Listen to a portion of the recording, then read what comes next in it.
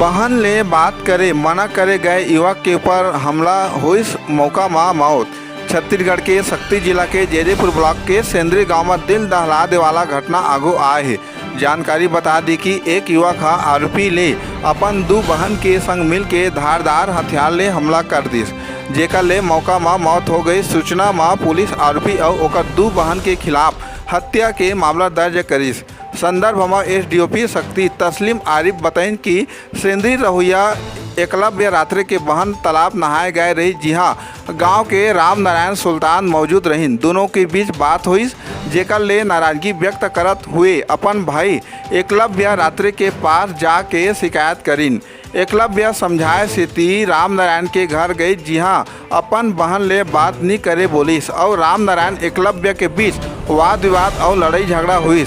विवाद इतना बढ़ गई कि मारपीट के नौबत आ गई, जेमा राम नारायण के दो बहन कुमारी बाई और समारिन शामिल है।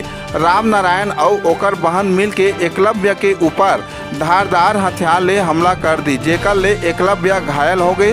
एकलव्य ला अस्पताल ले जाएगी, जी हाँ डॉक्टर के टीम मन मृत घोषित कर दी। मामला में जैदेपुर पुलिस फिलहाल तीनों आरोपी मन के खिलाफ हत्या के मामला दर्ज कर लिए गए हैं। पुलिस मामला के जांच में जुट चुके हैं। सीजी पंचायत न्यूज ले राम कुमार मनहर की खास रिपोर्ट। गांव देहात के हर छोटे छोटे समाचार पर हमारे चैनल ला लाइक और सब्सक्राइब जरूर करो।